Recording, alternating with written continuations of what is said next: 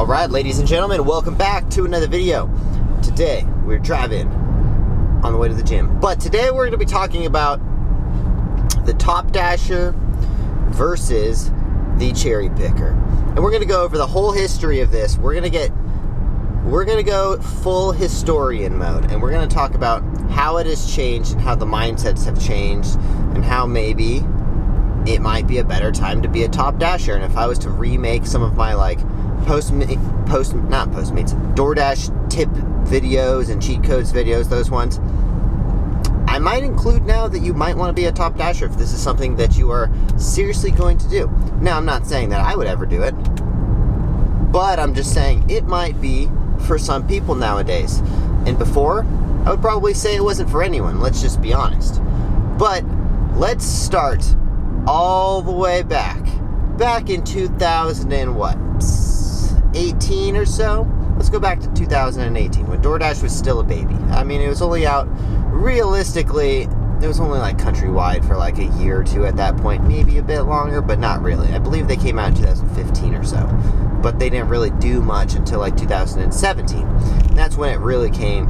And like I specifically made a video called Postmates versus Doordash back in the day. And Doordash was so new to me at that time. It was back in 2018, I believe. And at that time, I was a full-on Top Dasher. I gotta be honest. I was taking every single order that came in. It didn't matter. Why? Because Doordash used to pay $7 minimum. So realistically, almost every order that came in was worth it. Because, I mean, it's not that often that you get orders that are delivering more than 7 miles. So all of the orders were literally $1 a mile, at least. And then the next one was going to be $1 a mile. And I was super busy when I first started, and I was just, I remember all I could think about when I made this video. I specifically remember saying, I'm trying to keep my ratings up super high and keep my acceptance rate super high. And I was bummed because someone gave me a bad rating on like one of my first deliveries because the restaurant forgot barbecue sauce or something like that. But all my ratings were like in the high 90s. And I was like full on Top Dasher mode. But at the time it made so much sense. Now the reason why it also made so much sense was because I had just come from Postmates at the time. And Postmates, oh, I'm a ghost again. Postmates was paying $4 order, or $4 minimum, and then they had switched it to $3 minimum. So I was making $3 to do an order on Postmates, and I would sometimes, maybe like more often than not, I would say, we would get a post tip. And those were like real post tips, you know, like when the customer thinks that you did a good job and then they tip you, you know. Nowadays, I wouldn't really say they're post tips because they're more like pre-tips. They put the tip on before you finish the delivery. So it's not like you're actually getting a tip. It's like you're getting what they actually promised you, and Doordash was just being sneaky about it, you know? Anyways, so switching over from being a Postmates driver to Doordash, and at the time I was doing both, and this is around the time when I figured out double apping, or multi-apping as it's more commonly called. Anyways, so I went from $3 or $4. Let's give Postmates the benefit of the doubt. Let's say they were still on the $4 one. I don't remember. It was very close timing. To double the money every single time. It was pretty rare that you ever got more than $7 because most of the time Doordash would just take the $3 order that the customer would actually pay, and then they would just make up for that middle. It was kind of like their way of just getting as many people on the platform as possible, and it was genius. It's called investing into yourself. And if you guys don't remember, Amazon did that a while ago, and a lot of people were scratching their heads because, like, especially I worked at Razor, and this was the first time I ever saw it. Amazon was one of our biggest customers, and we had to stop selling to Amazon because what they were doing was literally buying Razor products from us. For example, like the wholesale price on a typical Razor scooters, like $50, $40, $50 or so. And they resale for about $120 or so. And then what Amazon would do was they'd buy them for $50 and then they'd sell them for $42.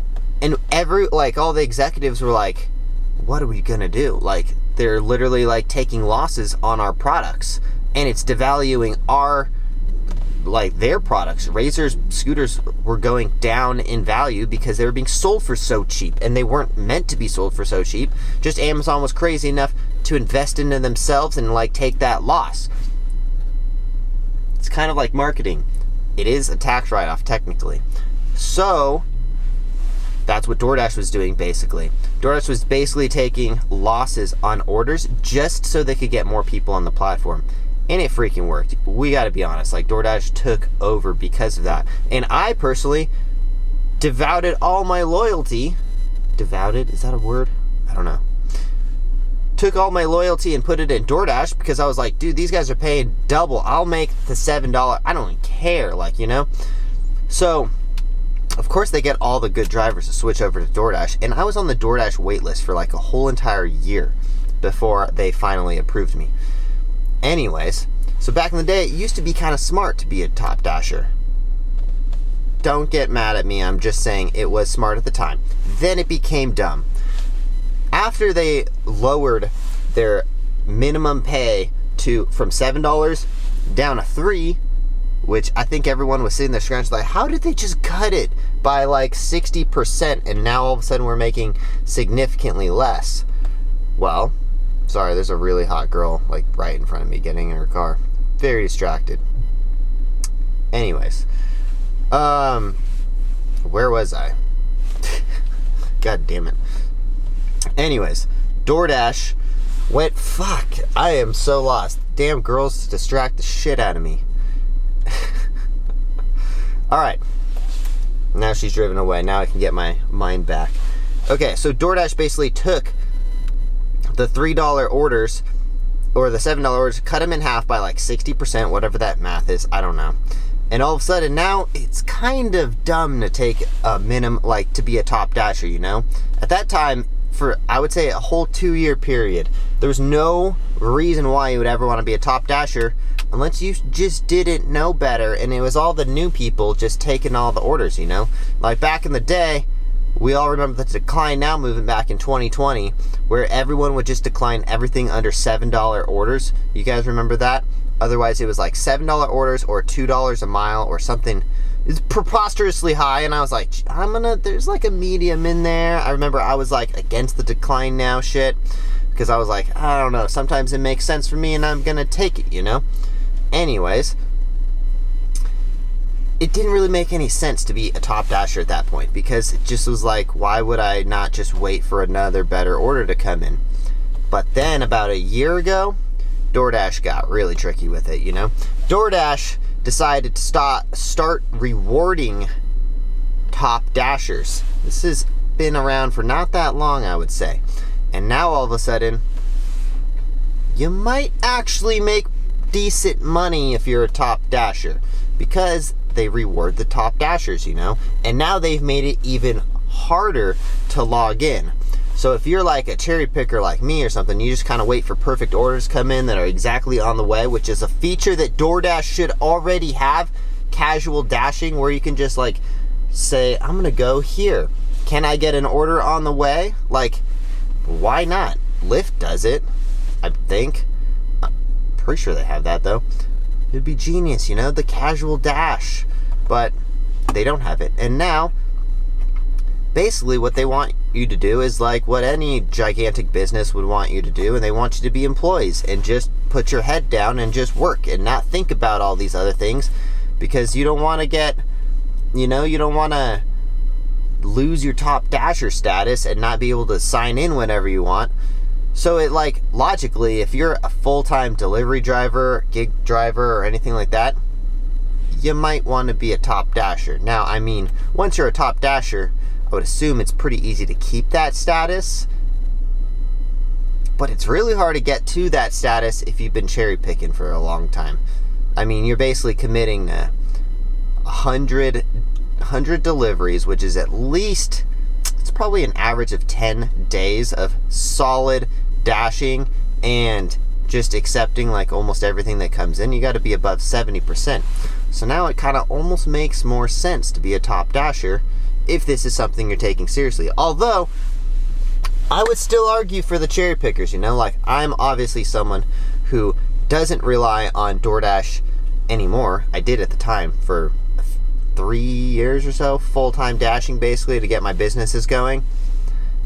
But I would still always recommend to people, like, you gotta be working on other things that don't involve driving your car around for a gig company that doesn't care about you, that will let you go in a heartbeat and then refill your position like right away. So I'm still an advocate of cherry picking, because I don't think you want to put your eggs in the basket that has zero reward at the end of the day, you know?